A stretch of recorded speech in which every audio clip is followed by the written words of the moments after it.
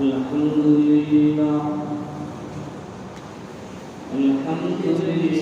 وكفى وسلام على عباده الذين اصطفى أما بعد فأعوذ بالله من الشيطان الرجيم بسم الله الرحمن الرحيم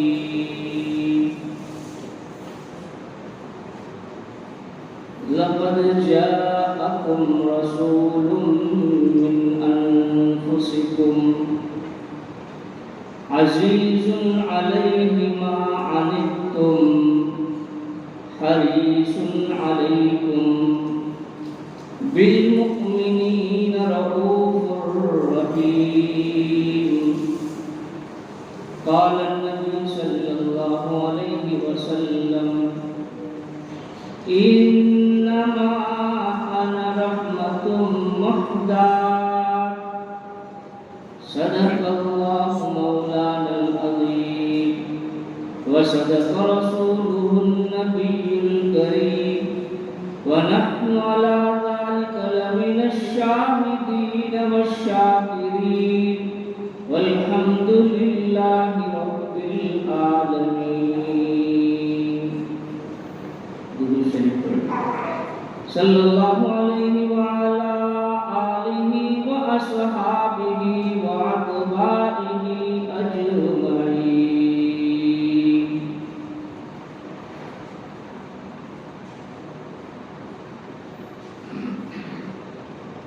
بزرگوں اور دوستوں،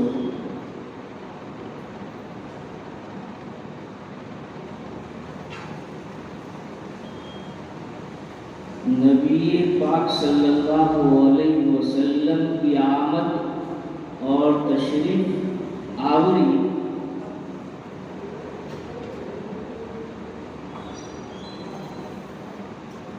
وہ اللہ تبارک و تعالی نے رحمت بنا کر کے بھیجا.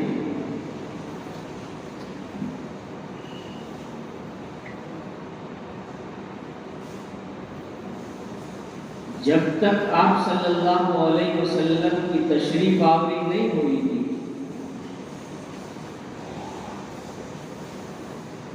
اس سے پہلے کا جو دور ہے وہ دور جاہلیت سے ہم سمجھتے ہیں، جانتے ہیں، کتابوں میں پڑھتے ہیں.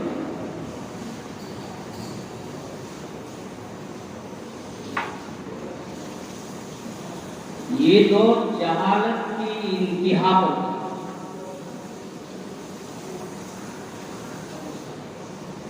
ہر وہ برائی جو انسان کے ذہن میں آ سکتی ہے ان کی گٹھیوں میں پڑی ہوئی.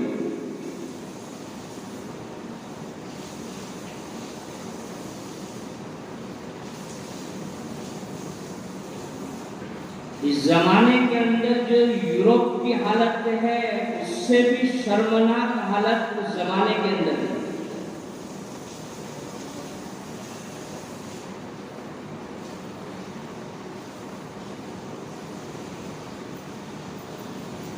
مثال کے طور پر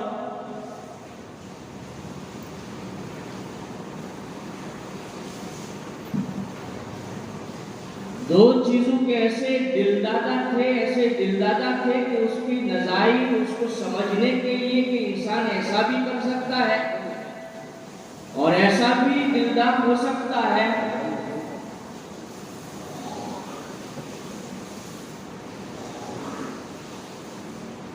اس زمانے کی یورپی کنٹری کے لوگوں کو ہم دیکھ کر کے زمانے جاہلیت کے سانچے کو دیکھ سکتے ہیں.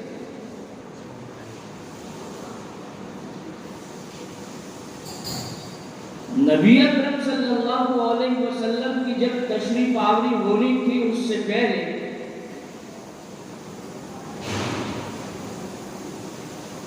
لوگ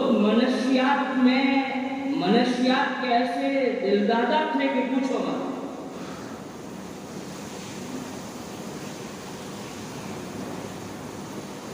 شراب کے ایسے عادی تھے کہ پوچھو مت.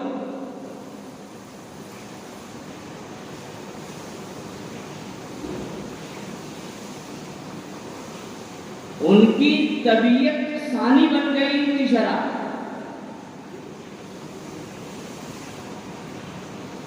ایک تو آدمی کبھی خرافات بجا لاتا ہے، گناہ کا کام کرتا ہے، یوں ہی کرتا ہے، لیکن اگر کوئی گناہ طبیعت ثانی بن جائے، اس کا جزو بن جائے تو اس کے بغیر رہ نہ سکے،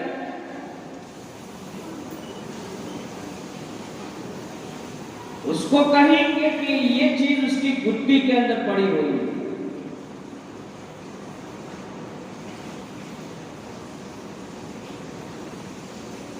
چنانچہ جب نبی اکرم صلی اللہ علیہ وسلم کی تشریف آوری ہوئی تو اس کو معاشرے سے ختم کرنا تھا، اس جڑ کو اکھاڑنا تھا، تو ایک دم سے نہیں کہہ دیا کہ بھئی چھوڑ چھاڑ کر کے آ جاؤ۔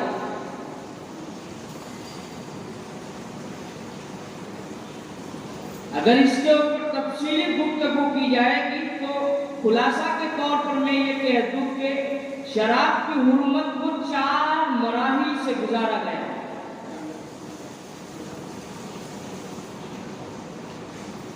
چوتھے مرحلے میں آ کر کے اللہ کے حبیب صلی اللہ علیہ وسلم پر یہ وحی نازل آئی کہ فن کرو، اس سے رک جاؤ، اب اس کے قریب بھی نہیں جانا۔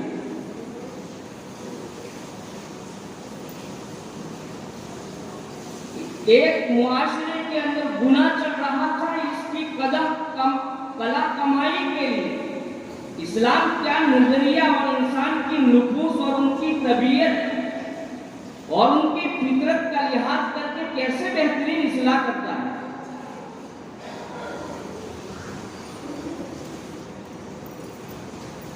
اس علم کو دنیا کے اندر باقاعدہ پڑھایا جاتا ہے، جس کو علم النفسانیات کہیں گے، علم الفطرات کہیں گے۔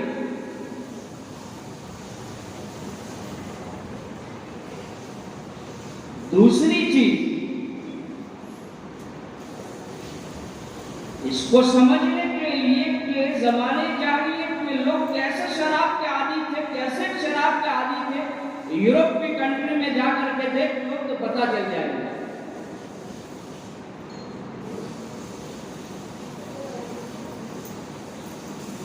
اور بدقسمتی کی بات کہ ہم مشرق میں رہنے والے بھی مغرب کی طرف دوڑ رہے ہیں۔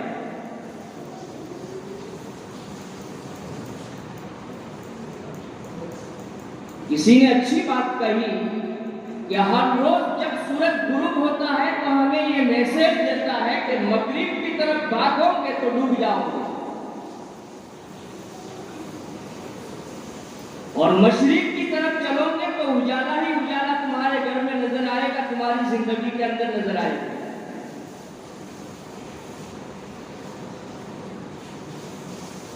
دوسری چیز، زمانے جاہلیت کے اندر لوگ کتے پالنے کے بہت دلدادہ تھے۔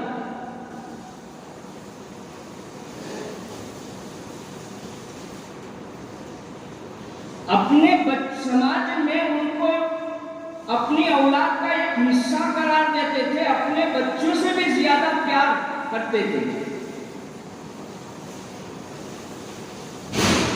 ایک سادہ آدمی تو یہی سوچے گا کہ کوئی جانور کو بھی اپنے گھر کا کھانے کا ایک حصہ قرار دیا جا سکتا ہے یا نہیں، اس کو اپنی اولاد سے فوقیت دی جا سکتی ہے یا نہیں، تو مغرب کا کلچر آپ کو بتلا دے گا، سمجھا دے گا۔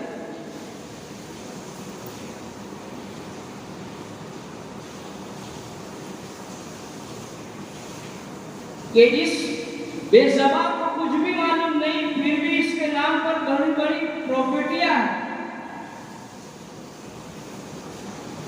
انسان اس سے نکاح کرتے ہیں اور نکاح کے اندر بہت پیسہ صرف کرتے ہیں۔ عام انسان کو ایک گاڑی کے اندر بیٹھنا نصیب نہیں ہوتا ہے، اس کو کیا ہے، بہترین سے بہترین گاڑی کی سواری نصیب ہو جاتی ہے۔ ایسا حال تھا، ایسا ماحول تھا، اس سے بھی خطرناک ماحول تھا۔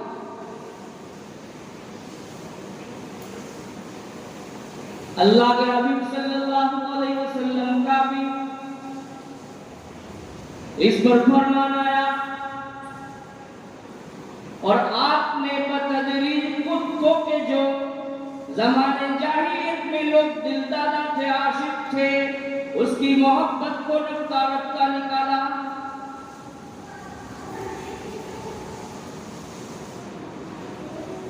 مختلف حدیثوں کے اندر نبی اکرم صلی اللہ علیہ وسلم نے اس کے سلسلے کی باتیں فرمائی۔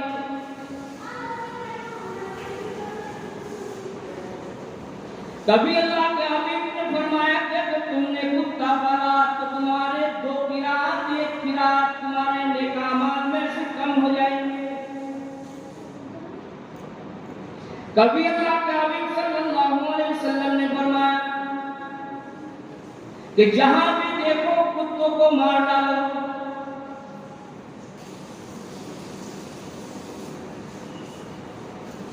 پھر جب یہ عالم ہو گیا کہ مقام صنعاء سے چل کر کے کوئی خاتون مکہ کی طرف رخ کرتی تھی تو اس کے پیچھے جب کتا ہوتا تھا تو صحابہ کرام رضوان اللہ علیہم اجمعین اس کو مارنے کے لیے دوڑتے تھے، تڑپتے تھے۔ جب کتے کی محبت دل سے نکل گئی، دشمنی آ گئی، تو اللہ کے حبیب نے اخیر میں فرمایا مالی الکلاب، مجھے کتوں سے کیا لینا دینا، الا الاسود، مگر کالا کتا جہاں بھی دیکھو اس کو مار سکتے ہو، اس کو مارو، اس لیے کہ فإنها من الشیطان، اس کے اندر تکلیف مضرت پہنچانے کے آثار چانسز زیادہ ہیں۔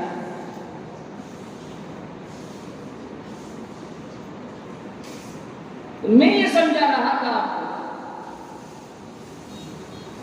کہ ایک دور جاہلیت میں تھا، جو بھی ہم لوگ گناہ کا تصور کر سکتے تھے، اس گناہ کے تصور کے دلدل کے اندر لوگ پھنسے ہوئے ہیں۔ ان کو یہ تک بھی پتا نہیں تھا کہ میرے لیے کیا مفید ہے، میری ذات کے لیے۔ سماج کی تو بات چھوڑو، عام انسانوں کی بات تو چھوڑو،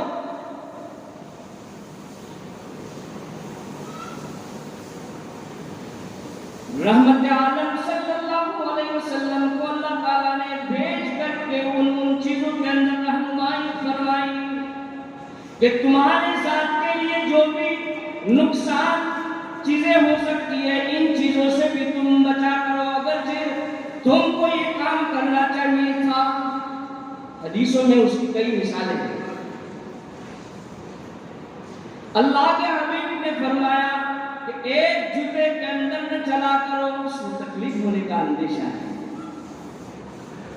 اللہ کے حبیب نے فرمایا ایسی تحریش پر نہ سویا کرو جس کے اوپر چاروں طرف دیواریں نہ کھینچی گئی ہو، گرنے کا اندیشہ ہے۔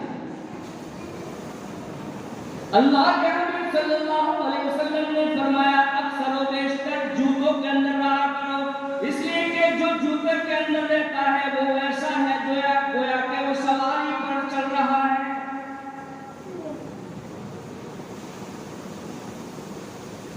اللہ کے حبیب صلی اللہ علیہ وسلم نے فرمایا گرم کھانا نہ کھایا کرو۔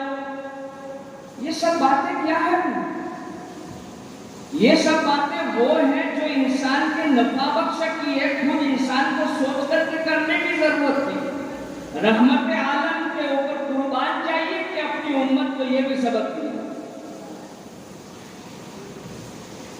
موقع نہیں کہ میں وہ اسباق آپ کے سامنے رکھوں جو ایک چیز انسان کو خود کرنا چاہیے، اس کے بجائے ہمیں ہمارا رحمت للعالمین جو کائنات کا رحمت للعالمین ہے اس نے ہم کو سبق دیا ہے۔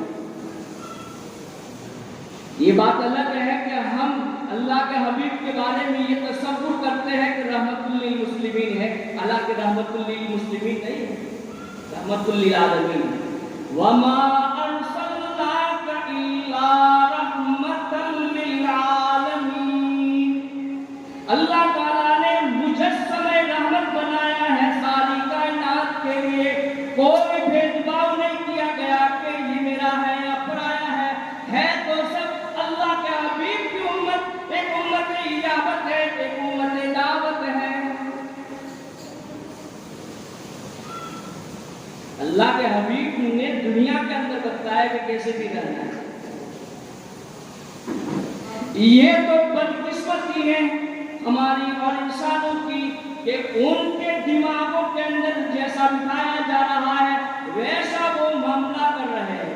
ایک بات کہنا چاہوں گا یہاں کے بیس سے کہ سب سے خطرناک زہر بھرنے کے لیے آج کے سماج میں آج کا میڈیا کام کرتا ہے۔ ان کو سیدھا کرنے کا بس واحد ایک ہی طریقہ ہے کہ ان کا کلیتاً بائیکاٹ کیا جائے، ان لوگوں کو سپورٹ کیا جائے جو سماج کے اندر اچھی باتیں بتلاتے ہیں۔ کیا ضرورت تھی مسجد مندر کی باتیں ڈیبیٹ پر لائی جائے؟ وہاں تو ملک کی باتیں لا کر کے گفتگو کرنی چاہیے تھی کہ ترقی کن چیزوں سے ہوگی اور تنزلی کیوں ہو رہی ہے، یہ موضوع ہے ڈیبیٹ کا۔ لیکن اپنی روٹی سیکنا ہے اس لیے کہ گرم نرم یہ اس طرح کرتے رہتے ہیں۔ انسانوں کو سوچنا ہے، فیصلہ کرنا ہے، ہر سماج کے طبقے کو یہ سوچنا ہے۔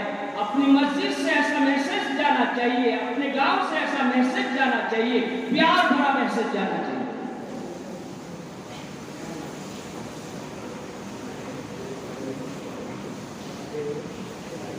یہ ہندوستان ویسے ہی نہیں بن گئے۔ ابھی 15 اگست گئی،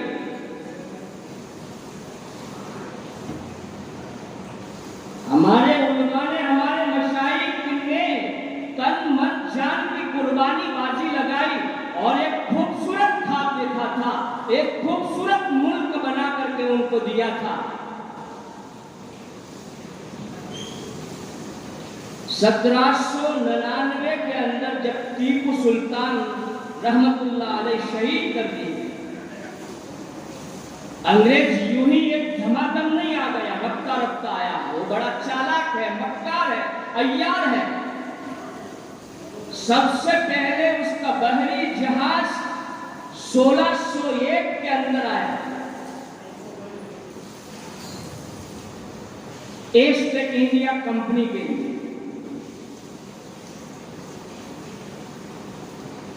آہستہ آہستہ اس کے اثرات اہل علم نے، اہل دل نے بھاگ لیے، اللہ والوں نے بھاگ لیے۔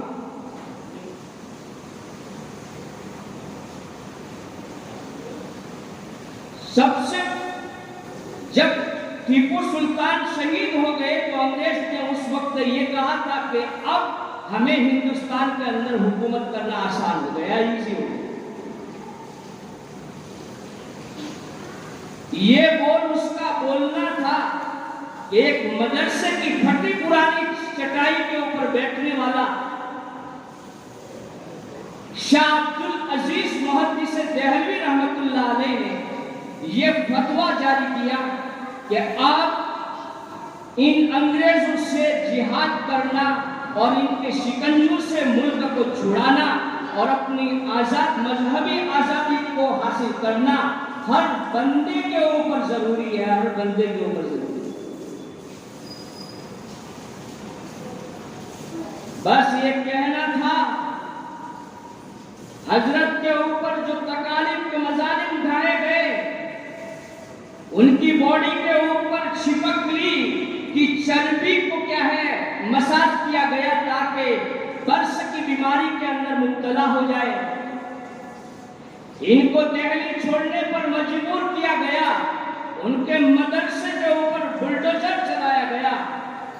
چند سالوں پہلے وہ مدرسہ نکلا جو ہندوستان کی تاریخ کے قدیم آثار میں سے تھے، اس کو باقی رکھنا چاہیے تھا، لیکن سیاست دانوں نے اس کے اوپر بھی سیاست کر ڈالی۔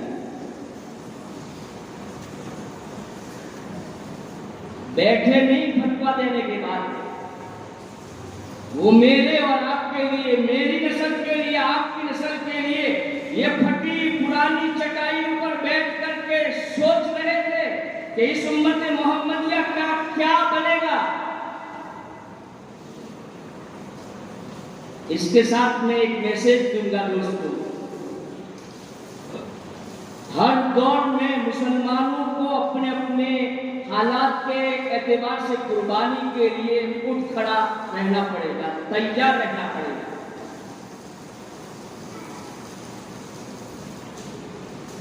جب شاہ عبدالعزیز محدث دہلوی رحمۃ اللہ علیہ نے شاہ اسماعیل اور شاہ سید احمد بریلوی رحمۃ اللہ علیہ ان دو شاگردوں کو ایسا تیار کیا کہ ہر ملک کا دورہ کیا، جہاں جا سکتے تھے وہاں وہ گئے، جس کی ذہن سازی کر سکتے تھے وہاں گئے۔